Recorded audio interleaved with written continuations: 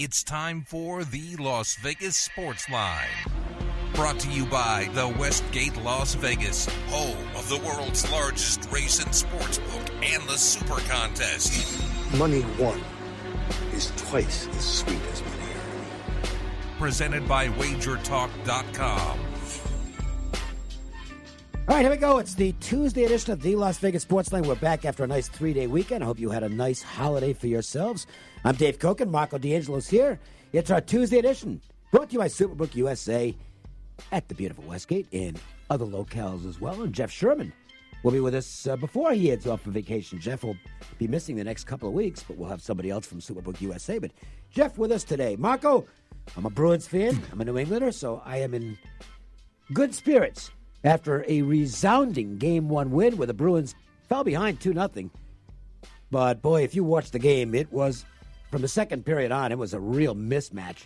The scoring chances overwhelmingly on the side of the Bruins. They hit 2 posts. Binnington played a terrific game, I thought, for St. Louis. This could have been 8-1 because one of the Blues goals was a fluke on a mistake by Pasternak. I mean, if you're a Blues fan, it's tough to find a silver lining in that cloud. It is, and you always try, Dave. We preach about don't overreact to one game. But if you're St. Louis, you came in here, your goal was to win one game of the 2 on the road. You jump out to 2-0 in the other team's building, you're supposed to grab that game. And the fact that they let it get away, as you said, in commanding fashion by Boston, you got to wonder about, the mindset. That's like, you walk into the bar and pick a fight with somebody and you throw your best haymaker at him and then he stands there and laughs at you after you hit him. You know you're in trouble. And I think that's the mindset that St. Louis has to have right now. I think they're going to have to get away from their type of game and hope it works because they're kind of a zone-to-zone team. They're not flashy. They're not speedy. They've got a few talented offensive guys who can break things open. Tarasenko at the top of that list. But they've got to be physical to win games, and Boston just took their physicality last night and said, really? Here's your physicality and a little of ours to boot. I hesitate to go out and say 4-game sweep, but unless St. Louis finds something, they might not win a game in this series. Yeah, Game 3 will be the big game back home for them, and we'll see what happens with them. And Dave, like I said, you look at it, and obviously both teams are playing good because they got to the Stanley Cup Finals. But we've said it for the last 2 weeks. Boston's played on an entirely different level. 8 straight wins now. Yeah, than everybody else. And we've said the best teams were in the East. If you put up the top three. 3 best teams were all in the East. Yeah, and we lost what was the best regular season team in the first round. Right. And Toronto matched up with Boston in the first round. I think those were the 3 best teams of the Lightning. I still don't know what happened in this Columbus series. And then Toronto and Boston matched up, so somebody had to get knocked out there. Yeah, they got to rethink the way they have. I agree. To lose your teams to lose 2 good teams like that early in the playoffs, I think hurts it. You've got to do restructure the seeding because the Maple Leafs and Bruins should not have played in the first round. All right. Also last night, boy, what a show Bellinger put on for the Dodgers. Absolutely brilliant performance against the Mets. Oh, wait, we couldn't see it. It was blacked out in Las Vegas. What is wrong with these people that are running Major League Baseball? Are you kidding? I mean, look, we're, in comparison to Major League Baseball, I think it's fair to say Wager Talk is a small company. Yes. Okay. But we understand the concept of we want to get as many eyes to the product as possible because that's how you improve your branding. And that's why we do a lot of videos, and that's why none of them are blacked out. Okay? I don't understand. I can't think of another way to phrase it. This game's run by a bunch of bleeping idiots. Okay? You've got the Los Angeles Dodgers who are basically being shut out of you can't see them. You can't see them. How do you still have home market blackout rules in Major League Baseball in 2019? It's ridiculous. And we're not even a home market for Los Angeles. That's the thing. That's what makes it even more absurd. It'd be one thing if we were 10 miles from Los Angeles. We're not. Right. We're not a home market for Los Angeles. They're one of the closer teams, but we don't have a home market team here. Our home market teams are the Las Vegas Golden Knights, Vegas Golden Knights, the Raiders when they get here, the Aviators, and that's it. And UNLV. The Dodgers are not a home market team until Rob Manfred. I already talked about, Rob Manfred, progressive. Get the blank out of here. Okay? He's an extension of Bud Selig. He's stupid. Okay? He's stupid. He's not growing the game. Maybe he's growing it from a gambling standpoint. But when you don't realize that in 2019 it's all about getting eyes and you're shutting out a section of the country from watching the most exciting player in the game right now in Cody Bellinger, you're stupid, okay? He should change this rule right now. He's the commissioner. He's not doing it. He doesn't even talk about it. He's stupid. Yeah, and not only the best player, but you're talking about over the last 3 years, the Dodgers have been one of the best teams in baseball. Back-to-back World Series. And people can't see them. It's like, we talked about like Milwaukee. They've been on TV a lot for basketball, but with the Milwaukee-Toronto market, that's not mainstream, and people don't get to see them. But they were excited seeing, a lot of people got to see during the playoffs the Freak for the first time on a regular basis and get to see him play and see Toronto play. It's exciting to see these teams grow. We're not blacked out of the Lakers. No. Well, I assume they're both playing in Los Angeles, okay? So the Lakers, and the NBA, let's put it that way, isn't as stupid as Major League Baseball because they make sure that their teams get seen. Well, the NBA's been ahead of baseball by a mile. For a decade. If you did an IQ test between Adam Silver and Rob Manfred, it would be as lopsided as last night's Bruins-Blues game, okay? All right, anyway, on to tonight's action. Enough of that rant. And I'm right. There's sometimes when it's like, I've got an opinion. It might not be the same as anybody else's. Nobody can disagree with me on this one. Nobody. No. And everybody says the same damn thing. Ed Graney's a Dodgers fan. Yeah. Can't watch the Dodgers. Yeah. Tonight's action. MJ Christensen 4-4. 1, 2, 3 into the 4. Put them fours up. Put the fours up, I said. Do it right now. Tonight's action is just around the bend, and the guys want to get your night off to a great start. 4. It's the Las Vegas Sports Line's 4 at 4. Not 1, not 2, not 3, but 4.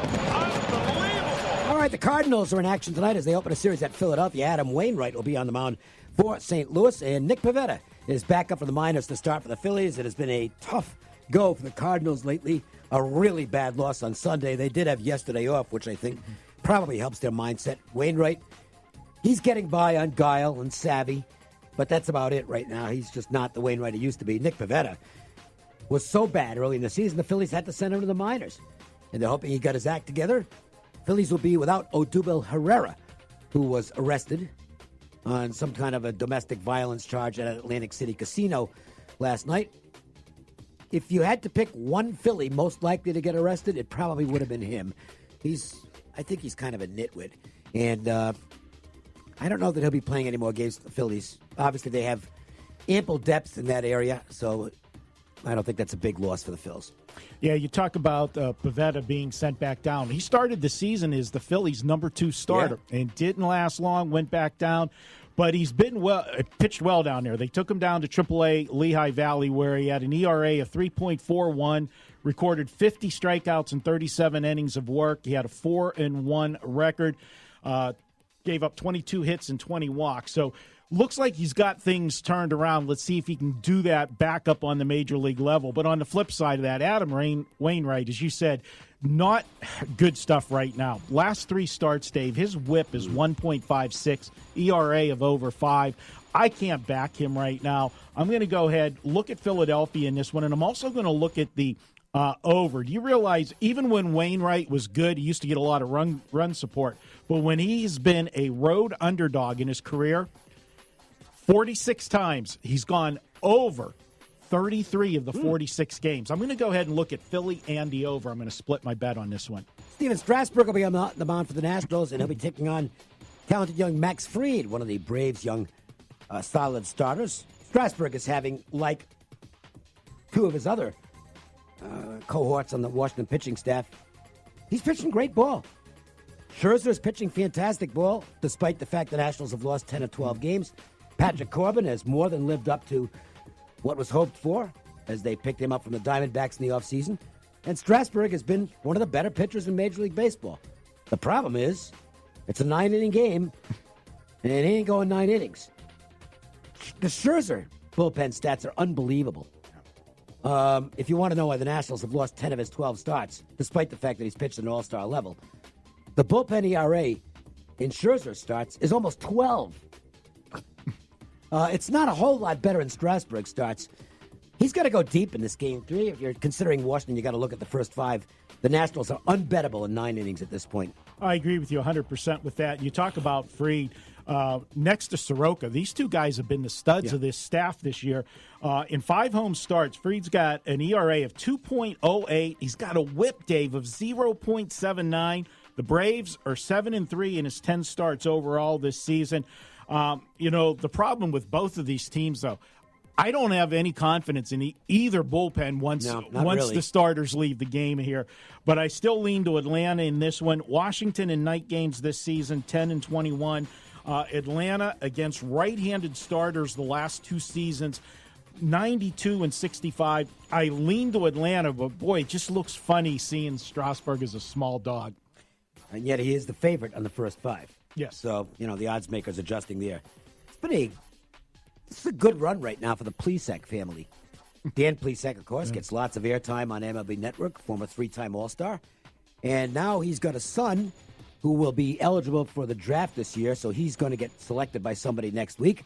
And a nephew who makes his Major League debut tonight, Zach Plesac, will be doing it at Fenway Park against the Red Sox. Plesac has put up some eye-popping numbers in the minors this year. I mean, he has been impressive. David Price will be on the mound for the Red Sox, coming back off a very brief stint at Houston where he had to leave in the first inning because of, apparently he was sick. He had the flu-like symptoms. Well, yeah, we know what that means. Okay, it was not flu-like. Okay, he was sick, and he had to come out, so he should be fine here.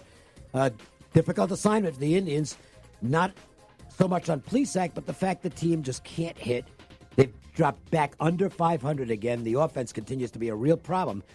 And, boy, you're putting a lot of pressure on a first-time starter here, going into Fenway Park and virtually having to pitch a great game to give his team a chance to win. Yeah, and you know what? Cleveland's another team right now that you got to, when the starter leaves, you don't want that bullpen coming in for the Indians right now. I look at this one, and you talk about Plesac as good as he's pitched, Dave. You're really the numbers. How about 4-1 with a 1.41 ERA and a 0.78 WHIP in 9 starts with AA Akron, and then he had 3 starts with AAA Columbus. This kid's pitched unbelievable. Yep. What I'm going to go with, I like pitchers first time around the league. Sounds like an under. It does, but we talked about I don't trust the bullpen. So first 5? First 5, under 5. I think that's a little bit high for this matchup. And Price has had a good history against Cleveland. Fantastic. 11-2 lifetime mark, 2.06 whip, 2.06 ERA and a 1.10 whip. I'll go under the first 5, under 5 runs. And the Brewers and Twins matching up. Zach Davies will be on the mound for the Brewers, and we have a pitching change for the Twins. They will be going with Devin Seltzer. I'll give you a little background on him. Smeltzer, I beg your pardon, Devin Smeltzer. He was a Dodger draft pick a few years ago, just a couple years ago. Actually, he's been a fast mover, and ended up with the Twins over the winter. And like many people in the Twins organization, he has taken a big step forward this year. He's not a hard thrower. He's already in that crafty lefty mix. I've watched some video on him. He's got a funky motion. It's not Joey Lucchesi funky, but it's funky. I mean, he takes the ball. This was from a 2017 start, and I watched every pitch of the start. Thankfully, I didn't watch the whole game because if you go on YouTube, it's just pitch after pitch after pitch after pitch. So it's like, 10 minutes, and you get to see the whole game. He actually was getting hit in that game. But it's a kind of a quirky delivery. And lefties who haven't been seen before, and particularly those who hide the ball well, they can be a handful. And I think I wouldn't be surprised if he's difficult on the Brewers tonight. By the way, no Hader tonight for the Brewers, and that's always worth mentioning. They're 16-4 in the games Hader's appeared in this year. Now, granted, that makes some sense because of the fact that he only pitches basically when they're ahead. But that still means on the nights that Hader isn't available or doesn't pitch, they're 15-20. This line got cheap with the pitching change. basically pick them, I think the Twins might be the right